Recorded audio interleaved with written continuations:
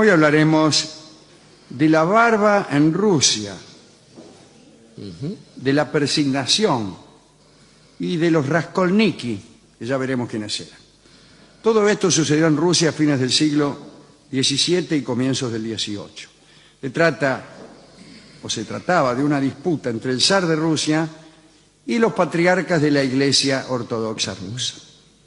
En épocas del zar Alexis, que era el papá de Pedro, Pedro Grande, ¿no? El patriarca ortodoxo Nikon consideró oportuno ordenar a los fieles que se afeitaran la barba. Un día se levantó mal el patriarca y le dijo a todos: afeítense en la barba. Escándalo general. Escándalo general, ya que la tradición de los rusos creyentes consideraba que afeitarse era un acto indigno del hombre. Pero además el patriarca Nikon ordenó que los fieles se persignaran con 3 dedos, estos 3, cuando hasta esos tiempos se hacía con 2, para subrayar la doble naturaleza de Cristo. Claro. El asunto de la barba y el gesto de la persignación era un embate modernizador del patriarca Nikon para acercarse de algún modo a la Iglesia romana. Y entonces se armó. Apareció un grupo de fieles tradicionalistas que se llamaban Raskolniki, que quiere decir los viejos creyentes. Se rebelaron estos ancianos creyentes contra Nikon y consideraban que era un verdadero sacrilegio cambiar cualquier detalle de la antigua liturgia rusa. Muchos Raskolniki prefirieron padecer el martirio antes de someterse a asignar la cruz con 3 dedos u otros horrores papistas. Los Raskolniki dijeron que el zar y su imperio eran el anticristo y su dominio era una cosa abominable, así que mantuvieron los templos rebeldes donde se seguían las prácticas antiguas. Todo el mundo tenía unas barbas larguísimas y muchas veces, para huir de la captura, estos Raskolniki se arrojaban voluntariamente al fuego, consideraban que era una huida hacia un mundo mejor. La verdad es que, ¿ve cómo es tener preferencias? Claro, a mí la barba me importa un bledo y estoy libre de cualquier hoguera. Bien, la verdad es que en la mayoría de los casos la policía del zar les ahorraba este trabajo, a saber, el de incinerarse, ya que cuando los encanaban los quemaban ellos. Bien. La persecución fue tal que los Raskolniki se iban preparando para el momento de la muerte. Y sí. Todos decían, en el instante de encenderse la hoguera, que ellos se quemaban en el fuego terrenal y que los fieles al zar se verían abrazados, digo yo con ese, en el fuego eterno. Es un decir, ¿no? Claro, ese era un dicho, mientras que el fuego era el fuego. Sí, decían, ustedes se abrazarán en el fuego eterno. Pero eso no hay problema, claro. ¿Qué problema tengo, no? Diré, la pena prometida para un tiempo lejano no asusta mucho. No. Mucho más asusta lo evidente y lo inminente. Exacto. Uno tiene más miedo a la piña que viene ahora que a los fuegos del infierno. Ya veremos los fuegos del infierno. Por ahora prefiero rajar de esta piña. Bueno, en una de ellas el zar Alexis se murió y los Raskolniki tomaron la dirección de todos los descontentos. Cada vez que había un descontento lo manejaban los Raskolniki. Usted habrá oído hablar de los grupos que son administradores del descontento. Absolutamente. En tiempos de la regencia de Sofía, que era la hermanastra de Pedro, consiguieron los Raskolniki unirse a los Streltsy, a la guardia, y entraron un día en el Kremlin portando la cruz y la figura de los santos. Los Raskolniki, encabezados por un hombre llamado Nikita Pustosviat, o mejor todavía, Nikitas Pustosvhat, porque eso de pronunciarla ahí como J, me dijo un tipo que no. Ah, no, la J como ahí. No, y la J es J, qué sé yo, no me terminó de decir. Entonces digamos mejor como yo decía Sí, antes. mejor. Nikita Pustosviat. La J sería una KH, así. Yo siempre en algunos idiomas estoy seguro de que es así. En todos los idiomas de los eslavos de la Europa sí. más cercana, así que no veo por qué en Rusia tendría que Totalmente. ser. Bueno, Nikita y estos hombres creían que eran tiempos particularmente débiles del zarismo. Y entonces se metieron en el Kremlin con la cruz. Eso yo. Pero se equivocaron con respecto a la debilidad porque enseguida lo reventaron. Y Nikita, el cabecilla de los Streltsy, el príncipe Kovansky y otros niatos fueron ajusticiados ahí mismo, en la plaza del Kremlin. Y Pedro el Grande comenzó a gobernar a los 17 años. El problema con los Raskolnikov parecía haberse tranquilizado. Por un tiempo el zar no hizo intentos de modelar la liturgia de la Iglesia ortodoxa. Pero en el año 1697, el patriarca Adriano se asustó. Pedro había planeado un viaje a Europa Occidental y eso podía detonar en su pensamiento nuevos intentos modernizadores. Los Raskolnikov eran los que más se oponían al viaje, lo juzgaban como una tentación infernal, pero el zar viajó y regresó con ideas. Ideas que en algún momento hemos glosado en este mismo programa y que las presentamos más bien como extravagancias sin darles un contexto. Pero el contexto es esta lucha entre la tradición religiosa y la secularización. Así, entonces apareció el famoso asunto de las barbas. Cuando volvió de Viena, Pedro llegó con la idea de que las barbas eran un símbolo de arcaísmo y rusticidad, y las prohibió. Y él mismo se sumó al recorte de todo barbudo. Cuando veía un barbudo, él mismo le cortaba el pelo. A medida que advirtió que esta tarea iba a ser extensa y fatigosa, imagínense, Rusia es una nación inmensa, llena de barbudos. Entonces ordenó que todos los barbudos abandonaran la barba y ordenó a los militares y funcionarios que se ocuparan personalmente de afeitar en el lugar y hora en que encontraran a los barbudos. Una variante de la prohibición consistió en que para llevar barba había que pagar un impuesto. O sea, podía llevar barba, pero pagando un impuesto muy alto.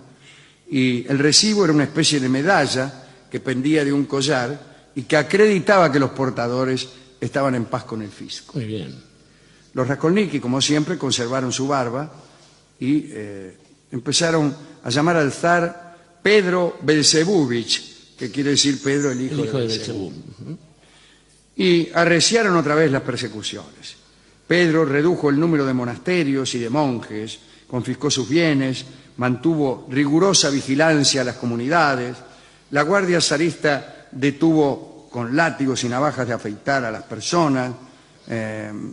Las barbas que no se permitían eran en realidad aquellas que iban más allá de los 2 centímetros. La barbita chiquita la podías usar. No, o sea, bueno, como pocas veces en la historia hubo una conjura contra el zar y como pocas veces en la historia tenía muy poca posibilidad de pasar inadvertido. No se podían hacer reuniones secretas. Dice Voltaire, que indagó mucho la figura de Pedro el Grande, que para que un grupo pueda convertirse en enemigo de un orden constituido y solidificar las bases de una lucha clandestina, no es conveniente llevar una insignia tan visible como un rostro peludo. Enseguida te agarran, no podés hacerte eso. Sin embargo, la disputa fue larga, los Raskolnikov vivieron como pudieron durante muchas décadas, siempre escapando de la guardia zarista. Bueno, y finalmente el zar siguiente, Nicolás I, terminó por destruirlos con decretos mucho más represivos, ¿no? Los Raskolnikov fueron declarados civilmente incapaces, se les vedó ejercer el comercio y casarse. Todo por barbudo. Todo por barbudo. Qué manía. Y si lo hacían y eran descubiertos, si se casaban, ponele, y eran descubiertos, el matrimonio se anulaba y se producía una separación geográfica del hombre y la mujer. Mandaban uno algunos los mandaban a Siberia solo para alejarlos de la mujer. Los hijos de los disidentes eran bautizados compulsivamente por sacerdotes ortodoxos adscriptos a las innovaciones del zar. Digamos, para terminar, que hubo un gran éxodo de los Raskolnikov, que se fueron, algunos a Grecia, Bulgaria y sobre todo a Armenia. La persecución de las barbas ya mermó en tiempos de Alejandro III, ya a fines del siglo XIX, ¿no? Pero hasta esa época era peligroso andar barbudo en Rusia. Es una historia interesante. Y ahí viene un viejo refrán que todavía se usa hoy, que es: cuando las barbas de tu vecino veas cortar o recortar, pon las tuyas a remojar. El problema, Alejandro, es esta relación extraña que hacen los hombres y las distintas culturas entre el símbolo y la cosa. Esto es un problema siempre, pero esas proteínas extrañas que salen de la cabeza y de la cara tienen un peso simbólico histórico que es cuando menos asombroso. Estaba pensando, los egipcios, por ejemplo, tenían como este símbolo de virtud y de ciudadanía estar rapados totalmente la cara y la cabeza, y en cambio se dejaban una especie de barba solo cuando se morían, que era una prolongación en metales. Esto era toda la barba que se permitían. Los nazarenos, como Sansón, no se podían cortar el pelo por ser una elección de Dios también.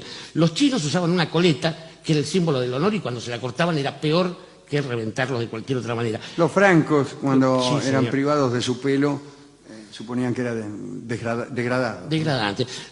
Sin ir más lejos, hacia los años 60 hemos tenido en Cuba un grupo revolucionario que se caracterizaba por el uso de barbas, le decían los barbudos, las tropas del comandante Fidel.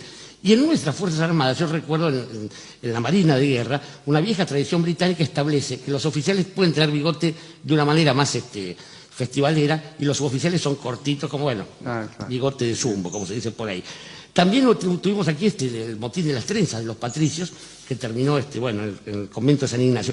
Y ya más cercano nuestro está esta cosa de la mayoría de edad. Una barba permite saber qué tipo se ha hecho hombre, por ejemplo, a diferencia de un imberbio de un lampiño sin las connotaciones esas. De todos modos, lo que uno piensa de estas cosas, los pelos, las barbas, los afeites y estas cosas, casi como creo que escuché decir a alguien hoy hace una hora o poco menos, al poco tiempo de escarbar un rato en esa simbología, se da cuenta de cierta vacuidad cuando empiezan a irle en esas cuestiones el patrimonio, o el deseo, o la vida, o peor aún, la historia de la patria de todo. Y se da cuenta que... Bueno, porque ahí hay, como tantas veces hemos visto, un castigo que es cosa por una falta que es símbolo. Es símbolo, y esto es un delirio. Esto es un delirio. Si una falta contra la bandera del rey no es castigada con un símbolo. La bandera del rey es un símbolo del rey. Claro. Entonces vos cometiste una falta contra el símbolo del rey. Tu castigo debe ser también simbólico. Pues no. Debe ser contra el símbolo de tu cuerpo. Pues no. Pues no. A vos te queman con fuego. Te cortan la cabeza, claro. Habrá que ver qué piensan los monjes ortodoxos rusos acerca de símbolos y cosas cuando miran hacia arriba. Pero digo, apenas uno empieza a escarbar un poco, justamente, o se somete a esta situación tan injusta, se da cuenta que lejos de ser una cuestión que le pertenece al zar, o a Dios, o a los monjes, esas cuestiones son un asunto estrictamente perteneciente a una sola persona, el peluquero. Y el peluquero es la estupenda milonga, o la extraña milonga de Alberto Mastra, no de las más conocidas, que escucharemos ahora en la voz de Jorge Vidal. De la Iglesia Ortodoxa Rusa. En épocas del zar Alexis, que era el papá de Pedro, Pedro el Grande, ¿no? El patriarca ortodoxo Nikon consideró oportuno ordenar a los fieles que se afeitaran la barba. Un día se levantó mal el patriarca y le dijo a todos: afeítense en la barba. Escándalo general. Escándalo general, ya que la tradición de los rusos creyentes consideraba que afeitarse era un acto indigno del hombre. Pero además el patriarca Nikon ordenó que los fieles se persignaran con 3 dedos, estos 3, cuando hasta esos tiempos se hacía con 2, para subrayar la doble naturaleza de Cristo. Claro. El asunto de la barba y el gesto de la persignación era un embate modernizador del patriarca Nikon para acercarse de algún modo a la Iglesia romana. Y entonces se armó. Apareció un grupo de fieles tradicionalistas que se llamaban Raskolniki, que quiere decir los viejos creyentes. Se rebelaron estos ancianos creyentes contra Nikon y consideraban que era un verdadero sacrilegio cambiar cualquier detalle de la antigua liturgia rusa. Muchos Raskolniki prefirieron... Hoy hablaremos de la barba en Rusia, de la persignación y de los Raskolniki, que ya veremos quiénes eran. Todo esto sucedió en Rusia a fines del siglo XVII y comienzos del XVIII. Se trataba de una disputa entre el zar de Rusia y los patriarcas